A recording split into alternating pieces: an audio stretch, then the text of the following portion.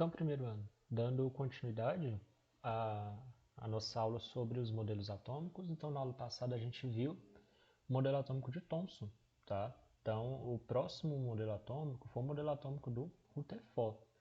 Como a gente havia comentado, desde lá da Grécia Antiga e quando chegou agora nos modelos atômicos, né, que são modernos, sempre ali em que um cientista ele estava trabalhando em uma proposição, né, ele estava pesquisando a sua explicação para a natureza da matéria, outros cientistas eles também começavam a pesquisar, tá? Então aqui não foi diferente para o Ernest Rutherford, ou simplesmente Rutherford, tá?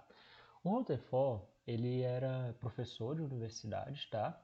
E antes um, antes três professores ali na França, eles estavam trabalhando com uma ciência, digamos assim, recém-descoberta que era a radioatividade, tá? A gente vai falar especialmente disso posteriormente, mas né, trabalhando com essa radioatividade, eles descobriram realmente o que era essa atividade radioativa que certas substâncias tinham, tá? E assim, para a gente nos orientar aqui em nossa aula, o que faz um elemento, por exemplo, ser radioativo é a liberação de partículas radioativas sem que esse elemento faça nada. É uma liberação natural. Nós temos três tipos aí de partículas consideradas radioativas, né, que fazem com que um elemento seja radioativo, que são as partículas alfa, as partículas beta e os raios gama. Quando um elemento é radioativo, ele naturalmente libera essas partículas e essa radiação.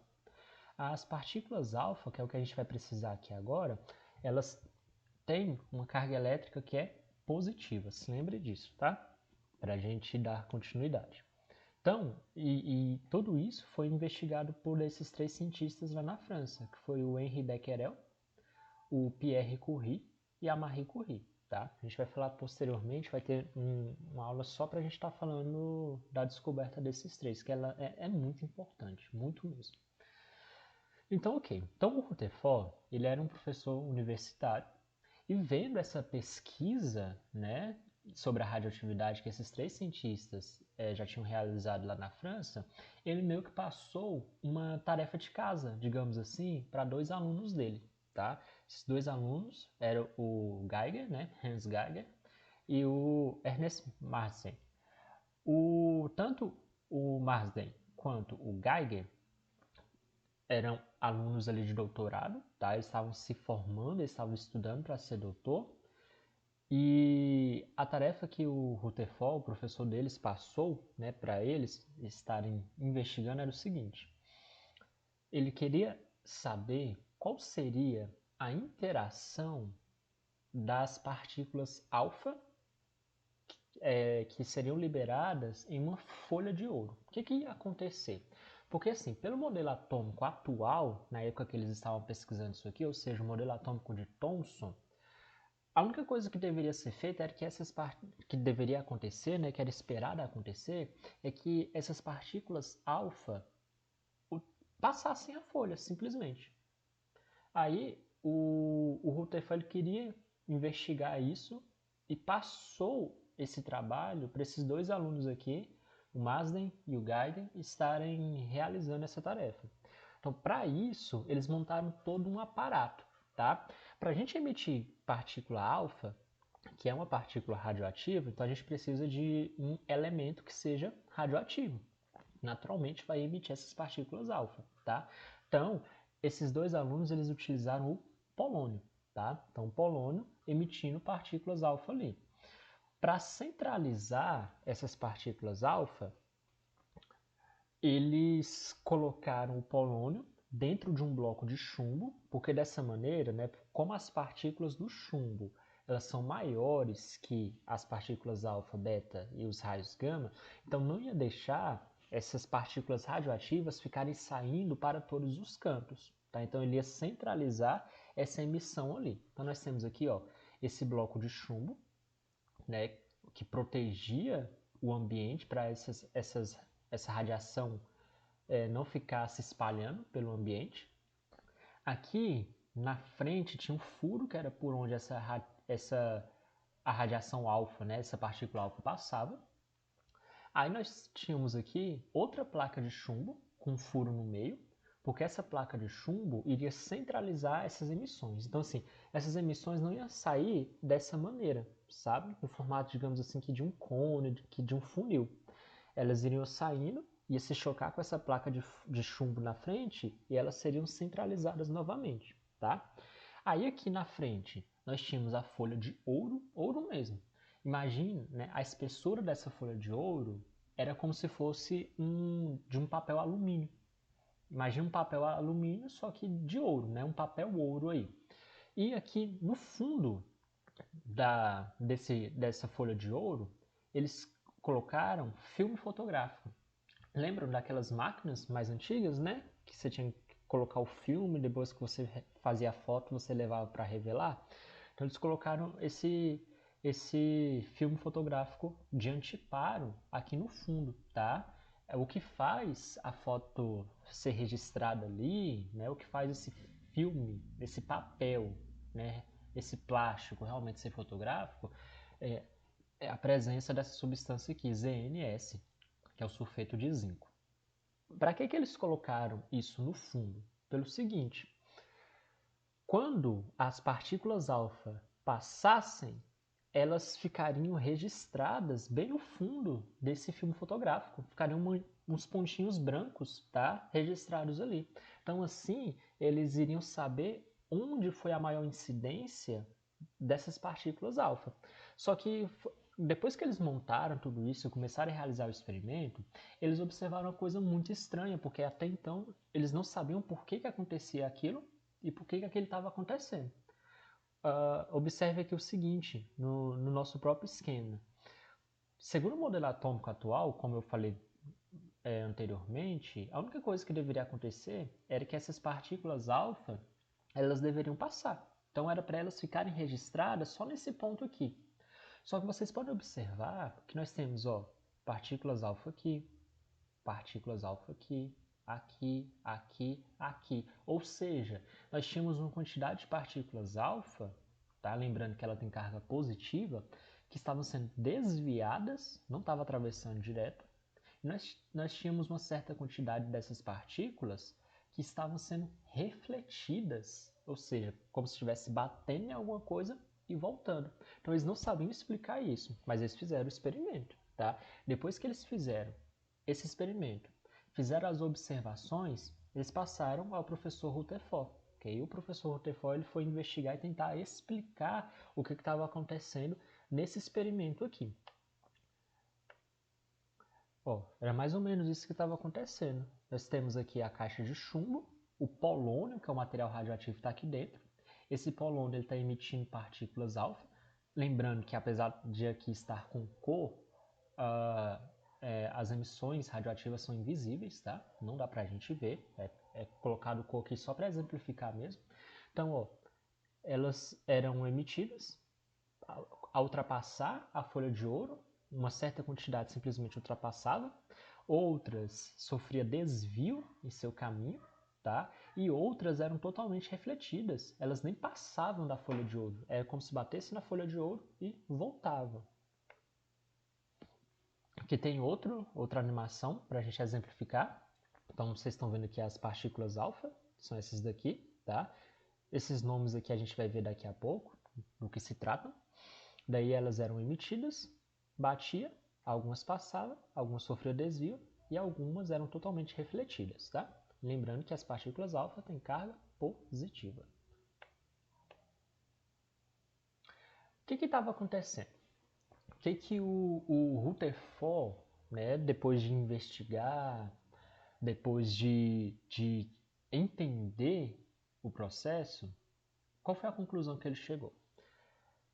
Ele concluiu que o modelo atômico do Thomson, né, ele era ultrapassado, porque ele não conseguia explicar esse fenômeno aqui. Porque lembrando do modelo atômico lá do Thomson, o átomo ele seria somente ele seria uma esfera com carga positiva em seu corpo, e os elétrons, que eram as subpartículas com carga negativa, presas ali em cima. Era isso que era para ser o átomo. Segundo esse modelo atômico, a única coisa que era para acontecer aqui era que as partículas alfa iriam ultrapassar. Só que a gente viu que tinha partícula alfa desviando seu caminho e tinha partícula alfa se chocando e voltando. Então, estudando a fundo, tá, o Rutherford chegou na conclusão do seguinte, que o átomo ele não é dessa maneira. Um átomo, tá, a estrutura de um átomo não funciona desse jeito. O átomo aqui para Rutherford, ele era composto de duas regiões distintas ali. Nós iríamos ter um núcleo, esse núcleo seria extremamente pequeno, só que seria extremamente denso, tá? Ou seja, ele teria muita massa para pouco volume. Para você entender o quão pequeno ele era e o quão denso ele era também, e continua sendo, na verdade, tá? Imagine que você tem o bolso aí da sua calça e dentro do bolso da sua calça você vai conseguir colocar aí na sua casa, dentro dele, os sofás da sua casa, as TVs, as camas, geladeira, mesa. Você vai conseguir colocar tudo isso dentro de um bolso. O volume é pequeno, só que a massa que vai ter dentro do seu bolso vai ser gigantesca. E é mais ou menos assim esse núcleo, tá? Que foi aqui descoberto e proposto pelo Rutherford. Extremamente pequeno, mas extremamente denso. Essa seria a primeira região desse núcleo. A segunda região do núcleo seria a eletrosfera. A eletrosfera seria um espaço gigantesco, porém com uma massa desprezível. Ali na eletrosfera, né, a eletrosfera ela é a região onde os elétrons estão. Os elétrons lá descobertos pelo Thomson, tá? Então esses elétrons aqui para Rutherford, eles iriam ficar girando ali em torno desse núcleo. Lembrando que os elétrons têm carga elétrica negativa. Então, ó, como a maioria dessas partículas que elas estavam passando, tá? Por que elas passavam? Porque a maior região do átomo era a eletrosfera. E a eletrosfera é meio que considerada um espaço vazio, devido ao seu tamanho ser muito grande. Né? O tamanho é muito maior do que a quantidade de elétrons que tem ali. Então, a maioria dessas partículas passavam mesmo. E a eletrosfera, lembrando que ela tem uma carga negativa porque tem elétrons ali. Agora, no núcleo atômico, tá? Nessa região extremamente pequena, mas extremamente densa, nós teríamos subpartículas atômicas que teriam carga positiva. Tá? Aí, o Rutherford ele conseguiu fazer a previsão da existência dessa subpartícula atômica com carga positiva, só que ela não foi realmente descoberta aqui na época em que ele propôs esse modelo atômico. A descoberta mesmo da existência, a comprovação da existência dessa subpartícula atômica de carga positiva, ela aconteceu anos depois. Mas aqui já se sabia que ela existia. Não conseguiram comprovar, né, verificar realmente que ela estava ali, mas ele fez uma previsão. Mas já sabia o seguinte, esse núcleo era positivo, tinha carga elétrica positiva. Essa carga elétrica positiva que tinha nesse núcleo era o que fazia com que as partículas alfa passassem, como eu disse, partícula alfa tem carga positiva. Positivo com positivo, eles se repelem porque as cargas são iguais. Então, o fato de você ter esse núcleo que era muito pequeno, mas positivo, fazia com que algumas partículas, ao passar por esse núcleo, elas raspavam, digamos assim, que nesse núcleo sofriam um desvio, porque o positivo empurra o positivo. E tinha algumas que se chocava diretamente com esse núcleo. Ao se chocar diretamente, era totalmente refletida, tá? Então, é o que está acontecendo mais ou menos nesse nosso outro esquema aqui. Nós temos, olha, essa região amarela era a eletrosfera. A maioria desses elétrons, dessas partículas alfa, passavam na eletrosfera, que seria esse espaço vazio, digamos assim, onde os elétrons estavam girando em torno ali. E esse pontinho aqui era o núcleo atômico.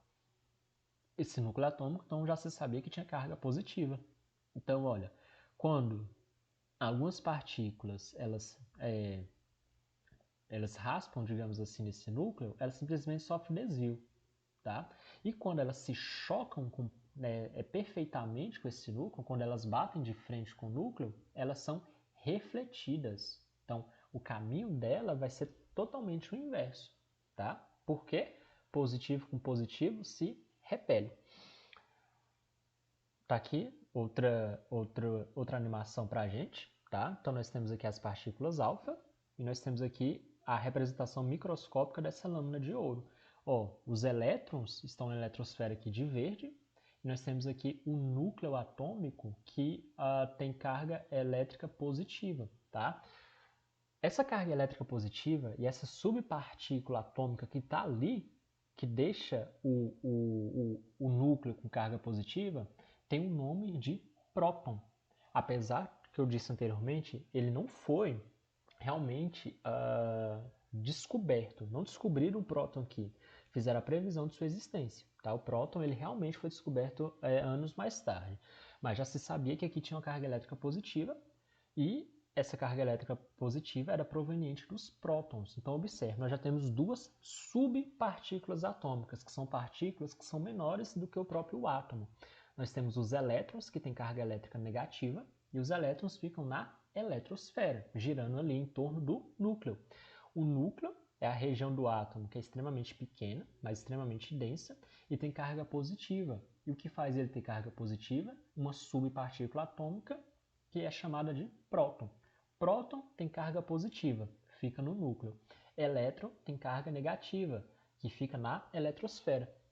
E nós ainda temos aqui uma terceira subpartícula atômica que também foi descoberta só em 1933, tá? Então, há muito tempo depois disso aqui, que são os nêutrons. Os nêutrons são subpartículas atômicas que estão no núcleo juntamente com os prótons, mas não tem carga elétrica nenhuma. Ele não é positivo nem negativo, ele realmente é neutro, tá?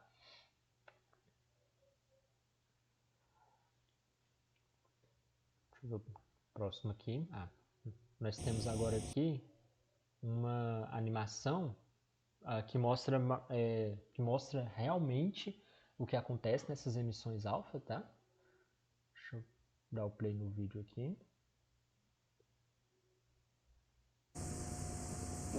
Lo que ven aquí es una recreación de un experimento de Rutherford. Él usó un elemento llamado polonio. Este emitía partículas con cargas positivas. Puso el polonio en una caja de plomo parecida a esta. Tiene una pequeña apertura. Esta es la barrera de plomo. Tiene una pequeña abertura que permitirá solamente pasar un haz muy delgado cargado de partículas positivas. Aquí hay una abertura y una pieza muy delgada de papel de aluminio dorado. Alrededor de él hay un anillo que está revestido especialmente con un material tal como este. Cuando una partícula cargada positivamente lo golpea, emite un rayo de luz. Correcto. ¿Qué creen que va a pasar si estas partículas cargadas positivamente golpean el papel de aluminio? Rutherford pensó que pasarían a través del papel y golpearían el anillo cerca de la derecha. Aquí. Para él fue una sorpresa. Ahora aquí está lo que realmente pasó.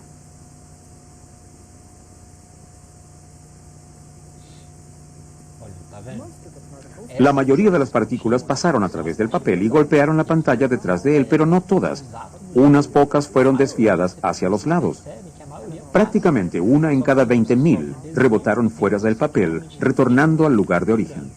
Rutherford estaba asombrado.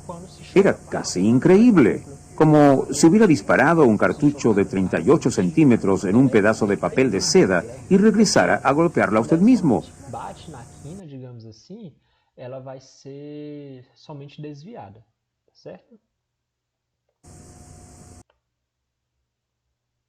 Então vamos lá. O que a gente conclui com isso? Ó, esse aqui era o Ernest Rutherford. O professor Rutherford ele era um físico, ele não era um químico, tá? O Dalton era químico, o Thomson era químico, mas agora o Rutherford ele era um professor de física e ele era um professor fantástico, tá? Fantástico mesmo. O Rutherford, ele, logicamente, ele conseguiu o prêmio Nobel, tá? Mas 11 alunos do professor Rutherford também conseguiram um prêmio Nobel, para vocês terem ideia. Então, assim, ele era realmente fantástico. Então, ok, o que a gente conclui aqui desse nosso novo modelo atômico, que é o modelo atômico do Rutherford? O átomo, ele agora passa a ser dividido em duas regiões. Então, nós temos um núcleo e nós temos uma eletrosfera. O núcleo atômico é cerca, tá, de 10.000 vezes menor do que o volume total do átomo, 10.000 vezes menor do que a própria eletrosfera. Para vocês terem uma ideia e conseguirem imaginar essa dimensão, imaginem, sei lá, o Maracanã. Você tem o Maracanã em toda a sua extensão ali, tá? Maracanã gigantesco, tá? Aí no centro do campo de futebol, você vai colocar uma bola de tênis. Pega uma bola de tênis e vai colocar lá no centro. Essa bola de tênis é o núcleo atômico. A dimensão ali, a circunferência do estádio do Maracanã é a eletrosfera. Então, para vocês terem ideia do quanto o núcleo é menor do que a própria eletrosfera. Só que, apesar disso, esse núcleo é extremamente denso. Praticamente toda a massa do átomo, tá, está ali no núcleo. Então, praticamente toda a massa do átomo se concentra no núcleo, porque a massa dos elétrons é meio que desprezível, tá? Os elétrons constituem a eletrosfera, e esse modelo atômico, que é o modelo atômico do Rutherford, foi proposto em 1911. Lembrando que o modelo atômico do Thomson foi proposto em 1902. Então nós temos aí uma diferença de 9 anos só, tá? E esse daqui foi apelidado de modelo atômico planetário. Por que modelo atômico planetário? Porque a explicação, tá, que o Rutherford deu para esse modelo atômico, ela assemelhava muito ao sistema solar. O núcleo seria, digamos assim, que o Sol. Os elétrons girando em torno desse núcleo seria como os planetas no nosso sistema solar, tá? Que ficam girando em torno do Sol ao longo de seu ano planetário ali, tá bom? Então, esse modelo atômico ficou conhecido como modelo atômico planetário, onde ele é composto por duas regiões, um núcleo. Dentro do núcleo nós temos duas subpartículas atômicas, que são os prótons, que têm carga positiva, e os nêutrons, que não têm carga. Nós temos a eletrosfera, que é extremamente grande, onde nós temos os elétrons, que têm carga elétrica negativa, girando em torno dele. Tudo certo? Ok, tá? Então, por hora, para essa aula, a gente encerra aqui e no nosso próximo encontro a gente continua falando do nosso último modelo atômico aqui, tudo certo? Então, até mais.